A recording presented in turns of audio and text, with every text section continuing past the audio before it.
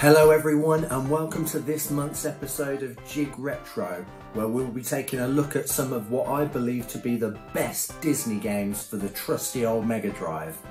We'll be working through these in chronological order so that you can roughly see where they are in the Megadrive's life cycle. If you enjoy this content, then please hit the like button as well as possibly subscribe. It will really help to get my content out there.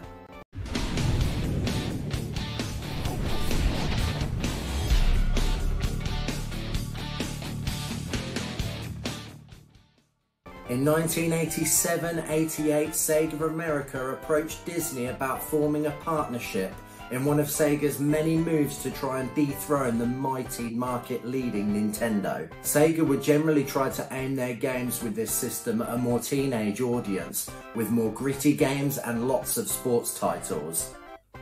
I think that they felt a really good working relationship with Disney would also help pick up some of the younger demographic for the system from Nintendo.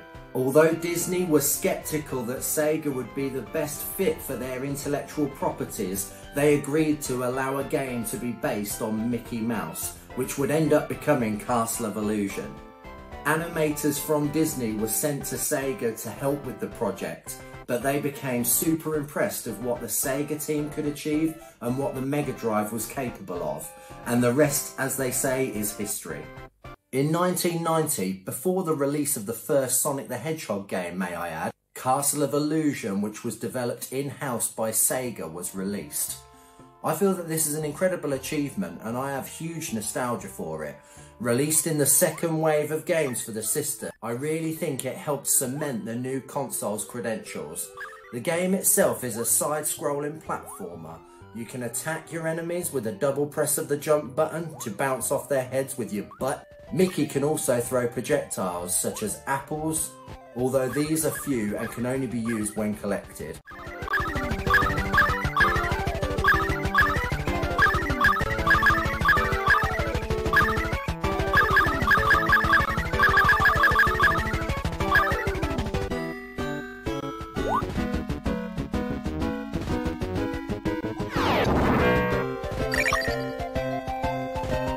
Each level ends with a boss battle, and there are some simple puzzles scattered throughout the journey.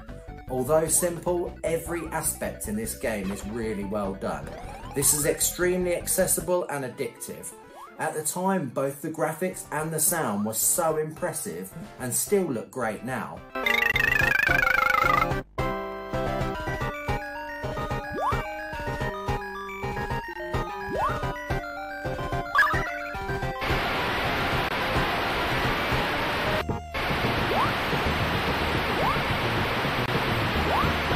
I was always confused as to who the main antagonist was in this game. She looks an exact mixture of the evil queen in Snow White and Maleficent from Sleeping Beauty.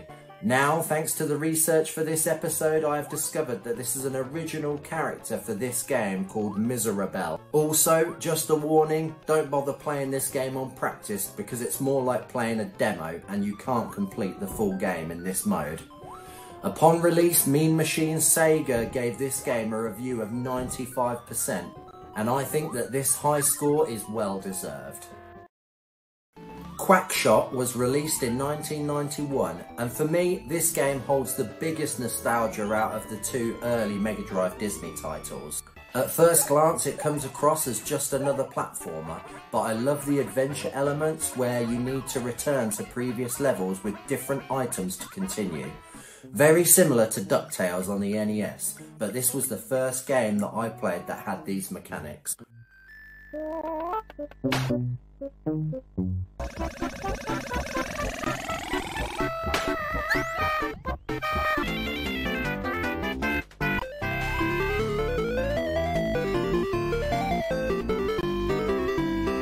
I love the Donald Duck Indiana Jones style aesthetic and the plunger gun. You can't deny that the graphics are impressive for the time. In hindsight, I would now say that Castle of Illusion edges this game in quality, as the floaty and slippy control can make even simple aspects of platforming frustrating. I don't think Mean Machine Sega ever reviewed this title, which seems a bit surprising, but other reviews of the time seem to give it around the 85% score.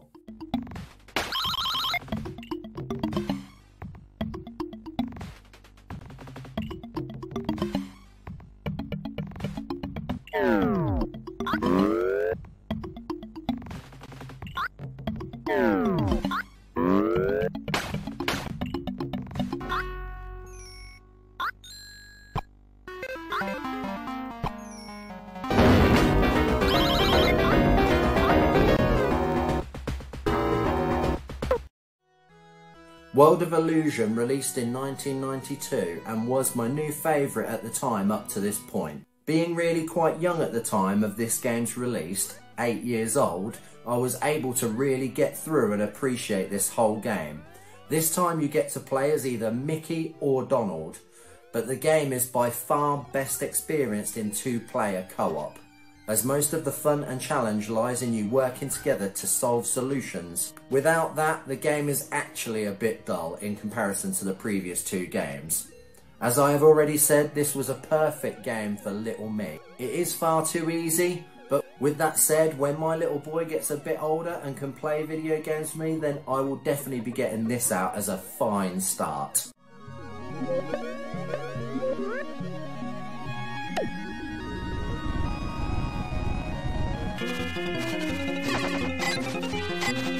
The main attack is waving of a magic drape which turns enemies into flowers or doves.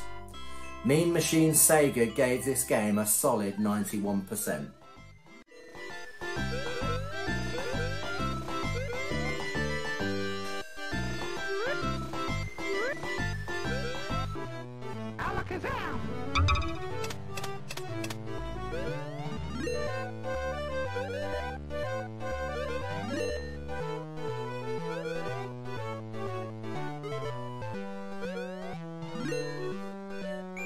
Aladdin released in 1993 and was the first Disney game on this list not to be developed in-house by Sega, instead Virgin Games. This was one of the best-selling Sega Megadrive games with over 4 million copies sold. Disney animators again worked with developers by producing hand-drawn sprite animations which were digitized by Virgin, and I think this really shows in the game. All characters as well as the main Aladdin sprite look and move really authentically. The game's story follows the movie really well and the music is accurate representations of the movie's songs. The main attack includes sword slashes and apples which can be thrown but need collecting in order to use. Gems are currency to buy lives and continues, and mini-games feature a Jafar one-armed bandit and Aladdin's monkey Abu breaking up the platforming levels. At the time, Mean Machine Sega gave this 82%, which in hindsight I think is a little bit tight for such a classic game.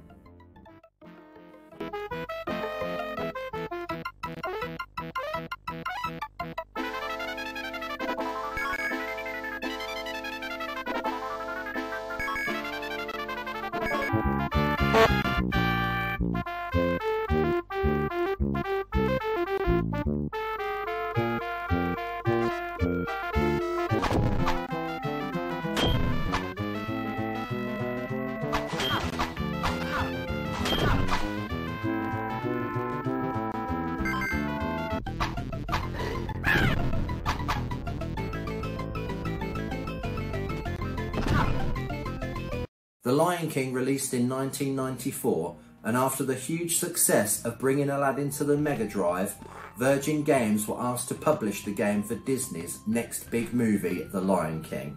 This is a good game and a good representation of the movie in many of the same ways that Aladdin is. It even has some of the voice acting taken from the movie, which is well done. The game starts you as Cub Simba, where you have to bounce on enemies' heads and roar to make them vulnerable. The roar meter is chargeable.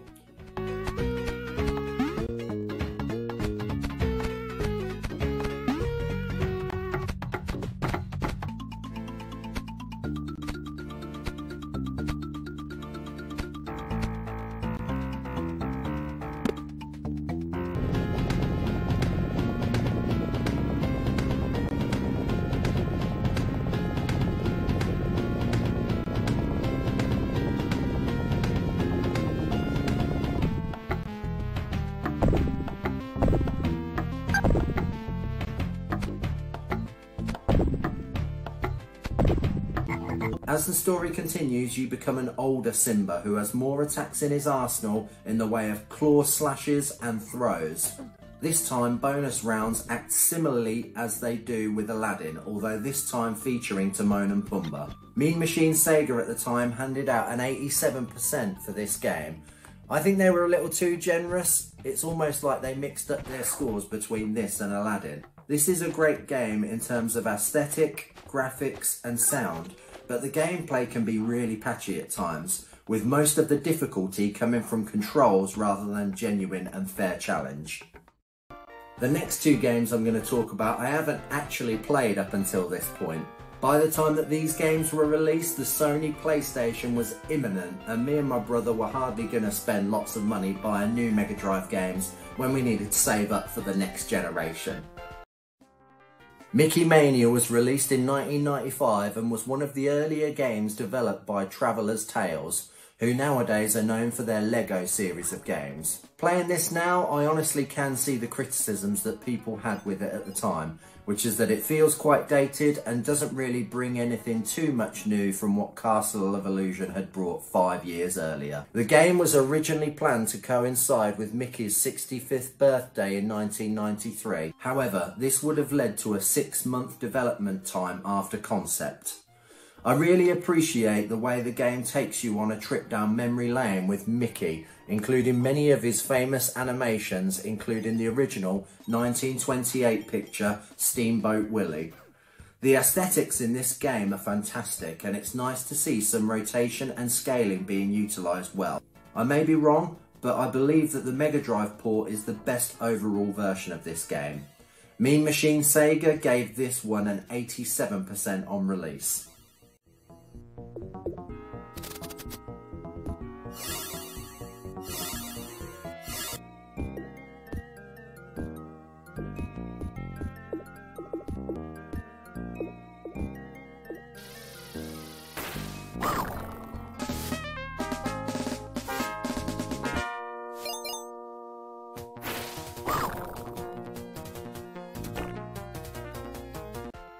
Due to the success of Mickey Mania, Traveller's Tales would proceed to the development of a sequel. This would later be cancelled to make way for Disney's upcoming movie, Toy Story. Toy Story arrived in late 1995, once again developed by Traveller's Tales. The Megadrive was the lead console in this development, therefore all in all this is the best port of the game. This game pushes the very dated hardware to its absolute limit. Toy Story the game crosses over into a few different genres. Other than platforming, there are top-down racing levels and even a basic Doom-style 3D section, which considering the system's capabilities is impressive. The main game features pre-rendered 3D graphics similar to Donkey Kong Country, but honestly I don't think it looks as good here. As we have discovered with a few of these games, the difficulty spikes can be frustrating. Mean Machine Sega gave this a really impressive 92%, but honestly I'm not sure it deserves that, but I can't deny that this game is technologically impressive.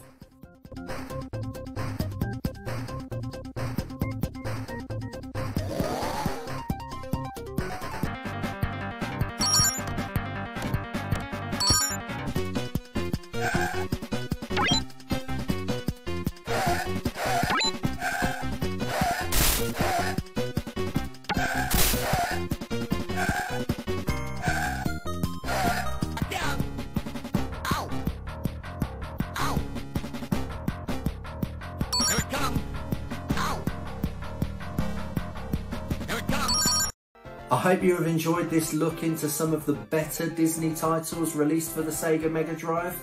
I've enjoyed capturing the gameplay footage for this one. Huge nostalgia feels. Anyway, please feel free to add your comments and questions down below, and maybe even write about some of your experiences with these classic games. Until next time, much love, please look after yourselves and each other and get your geek on with JigRetro.